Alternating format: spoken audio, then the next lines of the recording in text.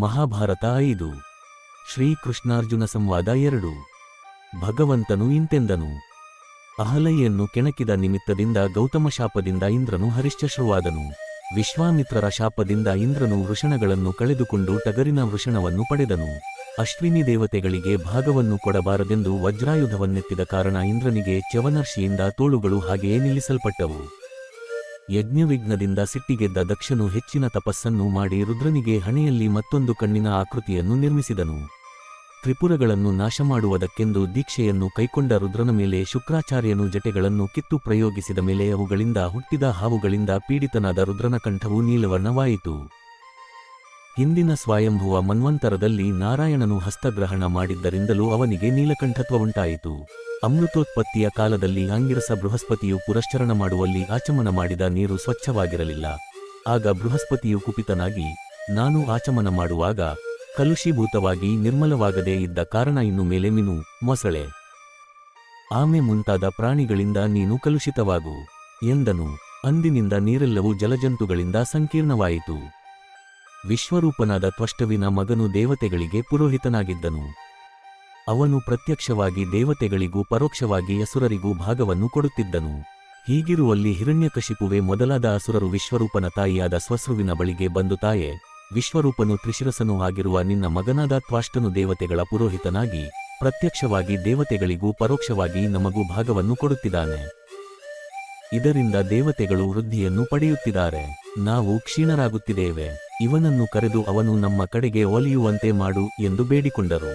ಒಮ್ಮೆ ನಂದನವನಕ್ಕೆ ವಿಶ್ವರೂಪನು ಬಂದಾಗ ತಾಯಿಯು, ಮಗನೇ, ಪರಪಕ್ಷವು ವೃದ್ಧಿಯಾಗುವಂತೆಯೂ ಸೋದರಮಾವನ ಪಕ್ಷವು ನಾಶವಾಗುವಂತೆಯೂ ಏಕೆ ಮಾಡುತ್ತಿರುವೆ? ಹೀಗೆ ಮಾಡದಿರು ಎಂದಳು. ಆ ವಿಶ್ವರೂಪನು ಮಾತೃವಚನವನ್ನು ಮೀರಬಾರದೆಂದುಕೊಂಡು ಹಿರಣ್ಯಕಶಿಪುವಿನ ಬಳಿಗೆ ಬಂದನು. ಹಿರಣ್ಯಗರ್ಭನ ಮಗನಾದ ವಸಿಷ್ಠರ್ಷಿಯಿಂದ ಹಿರಣ್ಯಕಶಿಪುವಿಗೆ ಶಾಪವು ತಟ್ಟಿತು. ನೀನು ಮತ್ತೊಬ್ಬ ಹೋತೃವನ್ನು ವರಣ ಮಾಡಿರುವೆಯಾದ್ದರಿಂದ ನಿನ್ನ ಯಜ್ಞವು ಸಮಾಪ್ತವಾಗದೇ ಇರಲಿ, ನಿನಗೆ ಅಪೂರ್ವವಾದ ಪ್ರಾಣಿಯಿಂದ ಮರಣವೊದಗಲಿ ಎಂದು ವಸಿಷ್ಠನು ಶಪಿಸಿದ್ದನು. ಆ ಶಾಪವನ್ನು ಹೊಂದಿದ ಹಿರಣ್ಯಕಶಿಪುವು ಹಾಗೆಯೇ ವಧೆಯನ್ನು ಪಡೆದನು. ಹೀಗಿರಲು ವಿಶ್ವರೂಪನು ತಾಯಿಯ ಪಕ್ಷವನ್ನು ವೃದ್ಧಿಗೊಳಿಸಬೇಕೆಂದು ಉಗ್ರವಾದ ತಪಸ್ಸನ್ನು ಮಾಡಿದನು. ಅವನ ವ್ರತಭಂಗಕ್ಕಾಗಿ ಇಂದ್ರನು ಅಪ್ಸರ ಸ್ತ್ರೀಯರನ್ನು ನಿಯೋಜಿಸಿದನು. ಅವರ ದರ್ಶನದಿಂದ ಚಂಚಲಚಿತ್ತನಾದ ತ್ವಾಷ್ಟ್ರನು ಅವರಲ್ಲಿಯೇ ಆಸಕ್ತನಾದನು. ಇವನು ಸತ್ತನಾಗಿದ್ದಾನೆಂಬುದನ್ನು ತಿಳಿದು ಅಪ್ಸರ ಸ್ತ್ರೀಯರು, ನಾವು ಹೋಗುತ್ತೇವೆ ಎಂದರು. ಅವನು, ಎಲ್ಲಿಗೆ ಹೋಗುವಿರಿ? ನನ್ನೊಡನೆಯೇ ಇರಿ, ನಿಮಗೆ ಒಳ್ಳೆಯದಾಗಲಿ ಎನ್ನಲು, ನಾವು ದೇವಸ್ತ್ರೀಯರು, ನಮಗೆ ಇಂದ್ರನೇ ವರದನು, ಆತನೇ ನಮಗೆ ಬೇಕು ಎಂದರು. ಆಗ ವಿಶ್ವರೂಪನು, ಇಂದೇ ಸೇಂದ್ರದೇವತೆಗಳು ಇಲ್ಲವಾಗುವರು ಎಂದು ಮಂತ್ರಗಳನ್ನು ಜಪಿಸಿದನು. ಆ ಮಂತ್ರಗಳಿಂದ ತ್ರಿಶಿರನು ವೃದ್ಧಿಯಾದನು. ಸರ್ವಲೋಕಗಳಲ್ಲಿಯೂ ಕರ್ಮಠರಾದ ದ್ವಿಜರು ಹೋಮ ಮಾಡಿದ ಸೋಮವನ್ನು ಕುಡಿಯುತ್ತಿದ್ದನು. ಒಂದು ಬಾಯಿಯಿಂದ ಅನ್ನವನ್ನು ಉಣ್ಣುತ್ತಿದ್ದನು, ಮತ್ತೊಂದರಿಂದ ಸೇಂದ್ರದೇವತೆಗಳನ್ನು ತಿನ್ನುತ್ತಿದ್ದನು. ಆಗ ಇಂದ್ರನು ಸೋಮಪಾನದಿಂದ ಸಂತುಷ್ಟನಾಗಿ ಅವನು ವಿವೃದ್ಧಿಯನ್ನು ಹೊಂದುತ್ತಿರುವುದನ್ನು ಕಂಡು ದೇವತೆಗಳೊಡನೆ ಚಿಂತಾಕ್ರಾಂತನಾದನು. ಆ ದೇವತೆಗಳು ಇಂದ್ರಸಹಿತರಾಗಿ ಬ್ರಹ್ಮನ ಬಳಿಗೆ ಬಂದರು. ವಿಶ್ವರೂಪನು ಎಲ್ಲಾ ಯಜ್ಞಗಳಲ್ಲಿಯೂ ಹುತವಾದ ಸೋಮವನ್ನು ಪಾನ ಮಾಡುತ್ತಿರುತ್ತಾನೆ. ನಮಗೆ ಭಾಗವಿಲ್ಲವಾಗಿದೆ, ಅಸುರರ ಪಕ್ಷವು ವೃದ್ಧಿಯನ್ನೆದುತ್ತಿದೆ, ನಾವು ಕ್ಷಯಿಸುತ್ತಿದ್ದೇವೆ. ಆದ್ದರಿಂದ ಇನ್ನು ಮುಂದೆ ನಮಗೆ ಹೇಗೆ ಶ್ರೇಯಸ್ಸಾಗಬೇಕೋ ಹಾಗೆ ದಯವಿಟ್ಟು ಮಾಡಬೇಕು ಎಂದು ಬೇಡಿಕೊಂಡರು. ಬ್ರಹ್ಮನು ಅವರಿಗೆ ಇಂತೆಂದು ಉತ್ತರವಿತ್ತನು. ಭಾರ್ಗವದಧೀಚಿ ಋಷಿಯು ತಪಸ್ಸು ಮಾಡುತ್ತಿದ್ದಾನೆ. ಅವನು ಶರೀರತ್ಯಾಗವನ್ನು ಮಾಡುವಂತೆ ಮಾಡಿರಿ, ಅವನ ಮೂಳೆಗಳಿಂದ ವಜ್ರಾಯುಧವನ್ನು ಮಾಡಿಕೊಳ್ಳಿರಿ. ಶ್ರೀಕೃಷ್ಣಾರ್ಜುನ ಸಂವಾದ 3 ಬಳಿಕ ದೇವತೆಗಳು ಭಗವಂತನಾದ ದಧೀಚನೆಂಬ ಋಷಿಯು ತಪಸ್ಸು ಮಾಡುತ್ತಿದ್ದಲ್ಲಿಗೆ ಬಂದರು. ಇಂದ್ರನೇ ಮೊದಲಾದ ದೇವತೆಗಳು ಆತನ ಬಳಿಗೆ ವಿನಯದಿಂದ ಬಂದು, ಪೂಜ್ಯರೇ, ತಮ್ಮ ತಪಸ್ಸು ಚೆನ್ನಾಗಿ ನಡೆಯುತ್ತಿದೆಯೇ? ಅದಕ್ಕೆ ಯಾವ ಬಾಧೆಯೂ ಇಲ್ಲವಷ್ಟೇ ಎಂದು ಕೇಳಿದರು. ಅದಕ್ಕೆ ದಧೀಚನು, ನೀವುಗಳು ಬಂದದ್ದು ಒಳ್ಳೆಯದಾಯಿತು. ನಾನು ಏನು ಮಾಡಬೇಕೋ ಹೇಳಿರಿ, ನಿಮ್ಮ ಇಷ್ಟದಂತೆ ನಡೆದುಕೊಳ್ಳುವೆನು ಎಂದನು. ಆಗ ಅವರು, ಲೋಕಹಿತಕ್ಕಾಗಿ ತಾವು ತಮ್ಮ ದೇಹವನ್ನು ತ್ಯಜಿಸಬೇಕು ಎಂದರು. ಅದಕ್ಕೆ ದಧೀಚನು ಮನಸ್ಸಿನಲ್ಲಿ ಸ್ವಲ್ಪವೂ ತಳಮಳಿಸದೆ ಸುಖದುಃಖಗಳ ವಿಷಯಕ್ಕೆ ಸಮನಾಗಿ ವರ್ತಿಸುತ್ತಿದ್ದ ಮಹಾಯೋಗಿಯಾದ್ದರಿಂದ ಆತ್ಮವನ್ನು ಸಮಾಧಿಯಲ್ಲಿಟ್ಟುಕೊಂಡು ಶರೀರತ್ಯಾಗವನ್ನು ಮಾಡಿಬಿಟ್ಟನು. ಅವನ ಪರಮಾತ್ಮನು ಶರೀರ ಸಂಬಂಧವನ್ನು ಬಿಡಲಾಗಿ ಬ್ರಹ್ಮನು ಅವನ ಮೂಳೆಗಳನ್ನು ಸಂಗ್ರಹಿಸಿಕೊಂಡು ವಜ್ರಾಯುಧವನ್ನು ಮಾಡಿದನು. ಆ ಅಭೇದ್ಯವೂ ಅಪ್ರದೃಶ್ಯವೂ ಆದ ವಜ್ರಾಯುಧವು ವಿಷ್ಣುವನ್ನು ಹೊತ್ತಿತು. ಅದರಿಂದ ಇಂದ್ರನು ವಿಶ್ವರೂಪನನ್ನು ಕೊಂದನು, ಅವನ ಶಿರಸ್ಸುಗಳನ್ನು ಕತ್ತರಿಸಿದನು. ಇದಾದ ಬಳಿಕ ವಿಶ್ವರೂಪನ ಶರೀರವನ್ನು ಮಥನ ಮಾಡಿ ಬ್ರಹ್ಮನು ನಿರ್ಮಿಸಿದ್ದ ಶತ್ರುವಾದ ವೃತ್ರಾಸುರನನ್ನು ಇಂದ್ರನು ವಧಿಸಿದನು. ಹೀಗೆ ಎರಡು ಬಗೆಯಿಂದ ಬ್ರಹ್ಮಹತ್ಯೆಯು ತನ್ನನ್ನು ಮುಸುಕಲು ಇಂದ್ರನು ಭಯದಿಂದ ದೇವರಾಜ್ಯವನ್ನು ತ್ಯಜಿಸಿದನು. ಮಾನಸ ಸರಸ್ಸಿನಲ್ಲಿದ್ದ ತಣ್ಣನೆಯ ಕಮಲನಾಳವನ್ನು ಸೇರಿಕೊಂಡನು. ಅಲ್ಲಿ ತನ್ನ ಈಶಿತ್ವ ಮಹಿಮೆಯಿಂದ ಅಣುಮಾತ್ರನಾಗಿ ಕಮಲನಾಳದ ಒಳಗಿನ ನಾರಿನ ಗ್ರಂಥಿಯನ್ನು ಹೊಕ್ಕನು.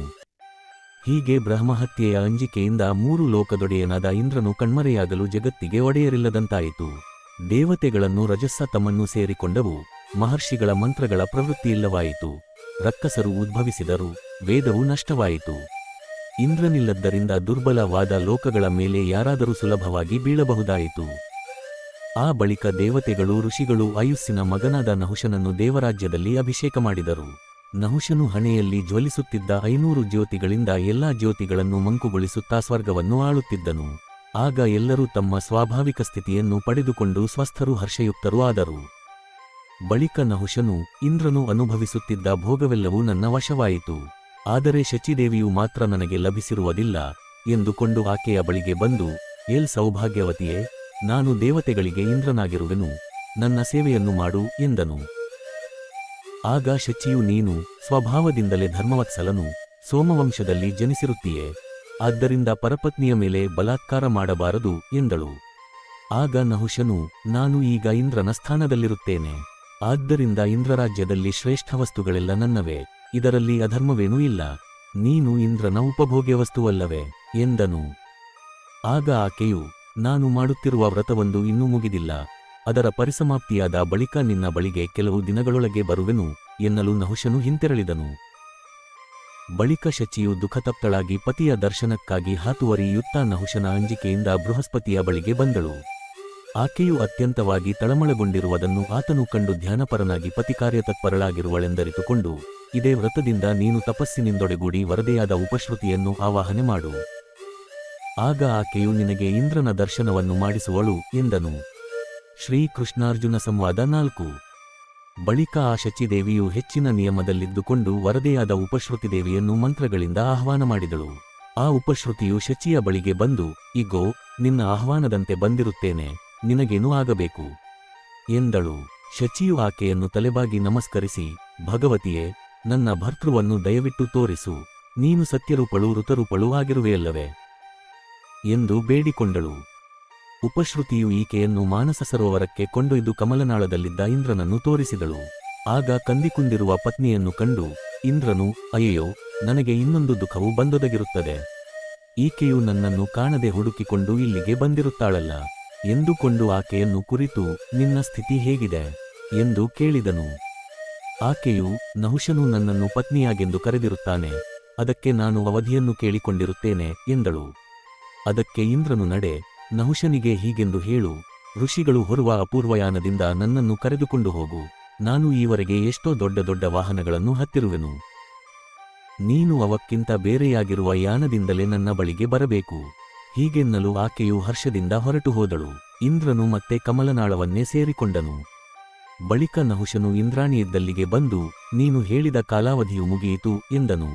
ಆಕೆಯು ಇಂದ್ರನು ಹೇಳಿದ ಮಾತನ್ನು ಹೇಳಲು ಹಾಗೇ ಆಗಲೆಂದು ಮಹರ್ಷಿಗಳು ಹೊತ್ತ ವಾಹನವನ್ನೇರಿ ಶಚಿಯ ಬಳಿಗೆ ನಹುಷನು ಹೊರಟನು. ಆಗ ಮೈತ್ರಾವರುಣಿಯೂ ಕುಂಭಯೋನಿಯೂ ಆದ ಅಗಸ್ಯ ಋಷಿಶ್ರೇಷ್ಠನೂ ನಹುಷನು ಮಹರ್ಷಿಗಳನ್ನು ಧಿಕ್ಕರಿಸುತ್ತಿದ್ದದ್ದನ್ನು ಕಂಡು ಕಾಲುಗಳಿಂದ ತನ್ನನ್ನು ಸ್ಪರ್ಶಿಸಿದ ಆ ನಹುಷನನ್ನು ಕುರಿತು, ಅಕಾರ್ಯದಲ್ಲಿ ಪ್ರವೃತ್ತನಾದ ಪಾಪಿಯೇ, ಭೂಮಿಯ ಮೇಲೆ ಬೀಳು, ಎಲ್ಲಿಯವರೆಗೂ ಬೆಟ್ಟಗಳು ಇರುವವೋ ಅಲ್ಲಿಯವರೆಗೆ ಸರ್ಪವಾಗಿರು ಎಂದು ಶಪಿಸಿದನು. ಆಗ ನಹುಷನು ಆ ಮಹರ್ಷಿಯು ಮಾತಾಡುತ್ತಿದ್ದಂತೆಯೇ ಆ ಯಾನದಿಂದ ಕೆಳಕ್ಕೆ ಉರುಳಿದನು. ಆ ಬಳಿಕ ತ್ರೈಲೋಕ್ಯವು ಮತ್ತೆ ಇಂದ್ರರಹಿತವಾಯಿತು. ಆಗ ದೇವತೆಗಳು ಋಷಿಗಳು ವಿಷ್ಣು ಭಗವಂತನನ್ನು ಇಂದ್ರಪ್ರಾಪ್ತಿಗಾಗಿ ಶರಣು ಹೊಕ್ಕು, ಭಗವಂತನೇ, ಬ್ರಹ್ಮಹತ್ಯೆಯಿಂದ ತಿರಸ್ಕೃತನಾಗಿರುವ ಇಂದ್ರನನ್ನು ಕಾಪಾಡಬೇಕು ಎಂದು ಬೇಡಿಕೊಂಡರು. ಆಗ ವರದನಾದ ಆ ಸ್ವಾಮಿಯು ಅಶ್ವಮೇಧವೆಂಬ ವೈಷ್ಣವ ಯಜ್ಞವನ್ನು ಇಂದ್ರನು ಅನುಷ್ಠಾನ ಮಾಡಲಿ, ಅದರಿಂದ ಅವನಿಗೆ ಅವನ ಸ್ಥಾನವು ಪ್ರಾಪ್ತವಾಗುವುದು ಎಂದನು. ದೇವತೆಗಳು ಋಷಿಗಳು ಇಂದ್ರನನ್ನು ಕಾಣದೆ, ಸೌಭಾಗ್ಯವತಿಯೇ, ಇಂದ್ರನನ್ನು ಕರೆದುಕೊಂಡು ಬಾ ಎಂದರು. ಶಚಿಯು ಮತ್ತೆ ಅದೇ ಸರೋವರಕ್ಕೆ ಹೋಗಲು ಇಂದ್ರನು ಅಲ್ಲಿಂದೆದ್ದು ಬೃಹಸ್ಪತಿಯ ಬಳಿಗೆ ಬಂದನು. ಬೃಹಸ್ಪತಿಯು ಅಶ್ವಮೇಧ ಮಹಾಕ್ರತುವನ್ನು ಇಂದ್ರನಿಗಾಗಿ ಏರ್ಪಡಿಸಿದನು. ಆ ಕ್ರತುವಿಗೆ ಕೃಷ್ಣಸಾರಂಗವರ್ಣದ ಅಶ್ವವನ್ನು ಮೇಧ್ಯವಾಗಿ ಮಾಡಿಕೊಂಡು ಅದೇ ಅಶ್ವವನ್ನೇರಿ ದೇವತೆಗಳೊಡೆಯನಾದ ಇಂದ್ರನು ತನ್ನ ಸ್ಥಾನಕ್ಕೆ ಬರುವಂತೆ ಬೃಹಸ್ಪತಿಯು ಮಾಡಿದನು. ಬಳಿಕ ಆ ದೇವರಾಜನು ದೇವತೆಗಳಿಂದಲೂ ಋಷಿಗಳಿಂದಲೂ ಸ್ತುತಿಗೈಸಿಕೊಳ್ಳುತ್ತಾ ಸ್ವರ್ಗವನ್ನು ಸೇರಿ ನಿಷ್ಕಲ್ಮಶನಾದನು. ಬ್ರಹ್ಮವಧೆಯ ದೋಷವನ್ನು ಸ್ತ್ರೀಯರು, ಅಗ್ನಿ, ವನಸ್ಪತಿಗಳು, ಗೋಗಳು ಇವುಗಳಲ್ಲಿ ಹಂಚಿಟ್ಟನು. ಹೀಗೆ ಇಂದ್ರನು ಬ್ರಹ್ಮತೇಜಸ್ಸಿನ ಪ್ರಭಾವದ ಹೆಚ್ಚಿಗೆಯಿಂದ ಶತ್ರುವನ್ನು ವಧಿಸಿ ತನ್ನ ಸ್ಥಾನವನ್ನು ಸೇರಿದನು.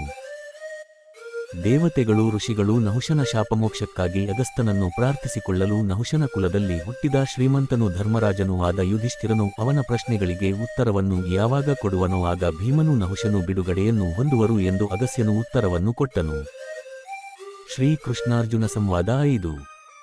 ಶ್ರೀಭಗವಂತನು ಮತ್ತು ಹೇಳಿದನೇನೆಂದರೆ, ಪೂರ್ವದಲ್ಲಿ ಭರದ್ವಾಜ ಮಹರ್ಷಿಯು ಆಕಾಶಗಂಗೆಯ ಬಳಿಗೆ ಬಂದು ಆಚಮನ ಮಾಡಿದನು. ಅಲ್ಲಿಗೆ 3 ಹೆಜ್ಜೆಯಿಂದ ಲೋಕವನ್ನೆಲ್ಲ ಅಳೆದಿದ್ದ ವಿಷ್ಣುವು ಬಂದನು. ಅವನ ಎದೆಗೆ ನೀರಿನಿಂದ ಒದ್ದೆಯಾಗಿದ್ದ ಕೈಯಿಂದ ಭರದ್ವಾಜನು ಹೊಡೆದಿದ್ದರಿಂದ ಅವನ ಎದೆಯಲ್ಲಿ ಗುರುತಾಯಿತು. ಭೈಗು ಮಹರ್ಷಿಯ ಶಾಪದಿಂದ ಅಗ್ನಿಯು ಸರ್ವಭಕ್ಷಕನಾದನು. ಅದಿತಿಯು ದೇವತೆಗಳಿಗೆ ಅನ್ನವನ್ನು ಅಟ್ಟಳು. ಇದನ್ನು ಉಂಡರೆ ಅವರು ಅಸುರರನ್ನು ಗೆಲ್ಲುವರು ಎಂಬುದು ಆಕೆಯ ಆಶಯ. ವ್ರತಚರ್ಯೆಯ ಸಮಾಪ್ತಿ ಕಾಲಕ್ಕೆ ಅಲ್ಲಿಗೆ ಬುಧನು ಬಂದು ಭಿಕ್ಷೆಯನ್ನು ಕೊಡು ಎಂದು ಕೇಳಿಕೊಂಡನು. ಇದನ್ನು ಮೊದಲು ದೇವತೆಗಳು ಭಕ್ಷಿಸಬೇಕು, ಮಿಕ್ಕವರಲ್ಲ ಎಂದು ಅದಿತಿಯು ಭಿಕ್ಷೆಯನ್ನು ಅವನಿಗೆ ಹಾಕಲಿಲ್ಲ. ಆಕೆಯು ಭಿಕ್ಷೆಯಿಲ್ಲವೆಂದದ್ದರ ರೋಷದಿಂದ ಬ್ರಾಹ್ಮಣನಾದ ಬುಧನು ಅದಿತಿಯ ಉದರದಲ್ಲಿ ವ್ಯಥೆಯುಂಟಾಗಲಿ, ಅಂಡನೆಂಬ ಹೆಸರಿನ ವಿವಸ್ವಂತನು ಮುಂದಿನ ಜನ್ಮದಲ್ಲಿ ಅದಿತಿಯ ಉದರದಲ್ಲಿ ವಧೆಯಾಗಲಿ ಎಂದು ಶಪಿಸಿದನು. ತಾಯಿಯಾದ ಅದಿತಿಯ ಉದರದಲ್ಲಿ ಆ ಅಂಡವು ನಾಶಿತವಾಯಿತು.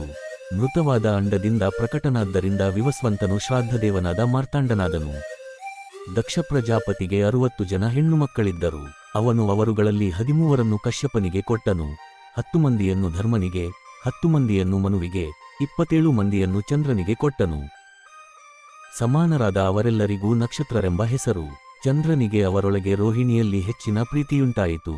ಉಳಿದ ಪತ್ನಿಯರು ಈರ್ಷೆಯಿಂದ ತಂದೆಯ ಬಳಿಗೆ ಹೋಗಿ, ಭಗವಂತನೇ, ನಾವೆಲ್ಲರೂ ಸಮಾನ ಪ್ರಭಾವವುಳ್ಳವರಾಗಿದ್ದರೂ ಚಂದ್ರನು ರೋಹಿಣಿಯಲ್ಲಿ ಹೆಚ್ಚು ಪ್ರೇಮವುಳ್ಳವನಾಗಿರುತ್ತಾನೆ ಎನ್ನಲು ಅವನು ಚಂದ್ರನಿಗೆ ಕ್ಷಯರೋಗವುಂಟಾಗಲಿ ಎಂದು ಶಪಿಸಿದನು. ಆ ಶಾಪದಿಂದ ಚಂದ್ರನಿಗೆ ರೋಗವುಂಟಾಯಿತು. ಆಗ ಅವನು ದಕ್ಷನ ಬಳಿಗೆ ಹೋಗಲು ಅವನು, ನೀನು ಸಮವರ್ತಿಯಾಗಿಲ್ಲದ್ದರಿಂದ ಹೀಗಾಗಿದೆ ಎಂದು ಉತ್ತರವಿತ್ತನು. ಅಲ್ಲಿದ್ದ ಋಷಿಗಳು, ಪಶ್ಚಿಮ ಸಮುದ್ರಕ್ಕೆ ಹೋಗಿ ಹಿರಣ್ಯ ಸರಸ್ಸಿನಲ್ಲಿ ಸ್ನಾನವನ್ನು ಮಾಡು ಎಂದು ಹೇಳಲು ಅದರಂತೆ ಅವನು ಅಲ್ಲಿಗೆ ಹೋಗಿ ಹಿರಣ್ಯ ಸರಸ್ತೀರ್ಥದಲ್ಲಿ ಸ್ನಾನ ಮಾಡಿ ದಕ್ಷ ಶಾಪದಿಂದ ಬಿಡುಗಡೆ ಹೊಂದಿದನು. ಅಲ್ಲಿ ಚಂದ್ರನು ಭಾಸವನ್ನು ಹೊಂದಿದ ಕಾರಣ ಅಂದಿನಿಂದ ಆ ತೀರ್ಥವು ಪ್ರಭಾಸವೆಂಬ ಹೆಸರಿನಿಂದ ವಿಖ್ಯಾತವಾಯಿತು. ಆ ಶಾಪದಿಂದ ಈಗಲೂ ಚಂದ್ರನು ಕೃಷ್ಣ ಪಕ್ಷದಲ್ಲಿ ಅಮಾವಾಸ್ಯೆಯವರೆಗೆ ಕ್ಷಯವಾಗುತ್ತಿರುತ್ತಾನೆ, ಶುಕ್ಲ ಪಕ್ಷದಲ್ಲಿ ಹುಣ್ಣಿಮೆಯವರೆಗೆ ಬೆಳೆಯುತ್ತಿರುತ್ತಾನೆ. ಅವನ ಶರೀರವು ಮೇಘರೇಖೆಯಿಂದ ಮುಚ್ಚಿಕೊಂಡಿರುವಂತೆ ಕಾಣಿಸುತ್ತಿರುತ್ತದೆ. ಅವನಿಗೆ ಮೋಡದಂತೆ ಬಣ್ಣವಿರುತ್ತದೆ. ಅವನಲ್ಲಿರುವ ಮೊಲದ ಚಿಹ್ನವು ವಿಮಲವಾಗಿ ಕಾಣಿಸುತ್ತದೆ. ಸ್ಥೂಲಶಿರಸ್ಸೆಂಬ ಮಹರ್ಷಿಯು ಮೇರುಪರ್ವತದ ಈಶಾನ್ಯ ದಿಗ್ಭಾಗದಲ್ಲಿ ತಪಸ್ಸು ಮಾಡುತ್ತಿದ್ದನು. ಅವನು ಹೀಗೆ ತಪಸ್ಸು ಮಾಡುತ್ತಿರುವಲ್ಲಿ ಎಲ್ಲಾ ಬಗೆಯ ಸುಗಂಧವನ್ನು ಕೊಚ್ಚಿಕೊಂಡು ಬರುವ ಶುಚಿಯಾದ ಗಾಳಿಯು ಬೀಸುತ್ತಾ ಬಂದು ಮೈಗೆ ಸೋಕಿತು. ತಪಸ್ಸಿನಿಂದ ತಪ್ತವಾಗಿದ್ದ ಶರೀರವುಳ್ಳವನಾಗಿ ಬಡಕಲಾಗಿದ್ದ ಆತನು ಗಾಳಿಯು ಸೋಕಲಾಗಿ ಮನಸ್ಸಿನಲ್ಲಿ ಬಹುಸಂತುಷ್ಟನಾದನು. ಹೀಗೆ ಆತನು ಗಾಳಿಯ ಬೀಸಣಿಗೆಯಿಂದ ಪರಿತುಷ್ಟನಾಗಲು ಕೂಡಲೇ ಅಲ್ಲಿದ್ದ ವನಸ್ಪತಿಗಳು ಹೂಬಿಟ್ಟು ಶೋಭಿಸಿದವಂತೆ ಅವನು, ನೀವು ಎಲ್ಲಾ ಕಾಲದಲ್ಲಿಯೂ ಹೂ ಬಿಡದಂತಾಗಲಿ ಎಂದು ಅವಕ್ಕೆ ಶಾಪವನ್ನು ಕೊಟ್ಟನು. ಹಿಂದಕ್ಕೆ ಒಮ್ಮೆ ನಾರಾಯಣನು ಲೋಕಹಿತಕ್ಕಾಗಿ ವಡವಾಮುಖನೆಂಬ ಮಹರ್ಷಿಯಾದನು. ಮೇರುಪರ್ವತದಲ್ಲಿ ತಪಸ್ಸನ್ನು ಮಾಡುತ್ತಿದ್ದ ಆತನು ಸಮುದ್ರವನ್ನು ಆಹ್ವಾನಿಸಲು ಸಮುದ್ರವು ಬರಲಿಲ್ಲ. ಆಗ ಅದನ್ನು ಸಹಿಸದೆ ಅವನು ತನ್ನ ಶರೀರದ ಉಷ್ಣದಿಂದ ಸಮುದ್ರದ ನೀರು ಸ್ಥಿಮಿತವಾಗುವಂತೆ ಮಾಡಿದನು. ಬೆವರಿನ ಇಳಿನೀರಿನಂತೆ ಅದರ ನೀರು ಉಪ್ಪಾಯಿತು. ಕೂಡಲೇ ಅವನು, ಸಮುದ್ರವೇ, ನಿನ್ನ ನೀರು ಕುಡಿಯುವುದಕ್ಕೆ ಅಯೋಗ್ಯವಾಗಲಿ, ವಡವಾಮುಖನೆಂಬವನು ಮತ್ತೆ ಮತ್ತೆ ಪಾನ ಮಾಡಿದ ಮೇಲೆ ಸಿಹಿಯಾಗುವುದು ಎಂದನು. ಅದರಂತೆ ಈಗಲೂ ವಡವಾಮುಖವು ಸಮುದ್ರದ ನೀರನ್ನು ಕುಡಿಯುತ್ತಿರುತ್ತದೆ. ಹಿಮವತ್ಪರ್ವತನ ಮಗಳಾದ ಉಮೆಯೆಂಬ ಕನೈಯನ್ನು ರುದ್ರನು ಕಾಮಿಸಿದನು. ಭೃಗು ಮಹರ್ಷಿಯು ಹಿಮವಂತನ ಬಳಿಗೆ ಬಂದು ಕನೈಯನ್ನು ನನಗೆ ಕೊಡು ಎಂದು ಕೇಳಿದನು. ಹಿಮವಂತನು, ರುದ್ರನೇ ಇವಳಿಗೆ ವರನೆಂದು ಗೊತ್ತಾಗಿದೆ ಎನ್ನಲು, ಭೈಗುವು, ಕನೈಯನ್ನು ವರಿಸಬೇಕೆಂಬ ಭಾವನೆಯಿಂದ ಬಂದ ನನ್ನನ್ನು ನೀನು ತಿರಸ್ಕರಿಸಿರುವುದರಿಂದ ನಿನ್ನಲ್ಲಿ ಇನ್ನು ಮೇಲೆ ರತ್ನಗಳು ಇರದಂತಾಗಲಿ ಎಂದು ಹೇಳಿದನು. ಈಗಲೂ ಆ ಋಷಿವಚನವು ಸಾರ್ಥಕವಾಗಿರುತ್ತದೆ. ಅಂತೂ ಇಂಥ ಮಹಿಮೆಯು ಬ್ರಾಹ್ಮಣರದು. ಕ್ಷತ್ರಿಯ ಜಾತಿಯವರು ಕೂಡ ಬ್ರಾಹ್ಮಣರ ಕೃಪೆಯಿಂದಲೇ ಶಾಶ್ವತವಾದ ಅವ್ಯಯವಾದ ಪೃಥ್ವಿಯನ್ನು ಪತ್ನಿಯಂತೆ ಭೋಗಿಸುತ್ತಿರುವರು. ಅಗ್ನಿ ಮತ್ತು ಸೋಮರೂಪದ ಬ್ರಹ್ಮವಿದೆಯಲ್ಲ, ಅದರಿಂದಲೇ ಜಗತ್ತು ನಿಂತಿರುತ್ತದೆ. ಈ ವಿಷಯದಲ್ಲಿ ಈ ವಚನವಿದೆ. ಸೂರ್ಯಚಂದ್ರರು, ಅಗ್ನಿ ಮತ್ತು ಸೋಮ ಇವರು ನನ್ನ ಕಣ್ಣು, ಅವರ ಕಿರಣಗಳು ನನ್ನ ಕೇಶವೆನ್ನುವರು. ಸೂರ್ಯನು ಚಂದ್ರನು ಜಗತ್ತಿಗೆ ತಾಪವನ್ನು, ಮೋದವನ್ನು ಉಂಟು ಮಾಡುತ್ತಾ ಬೇರೆ ಬೇರೆಯಾಗಿ ಉದಿಸುತ್ತಿರುವರು. ಶ್ರೀಕೃಷ್ಣಾರ್ಜುನ ಸಂವಾದ 6.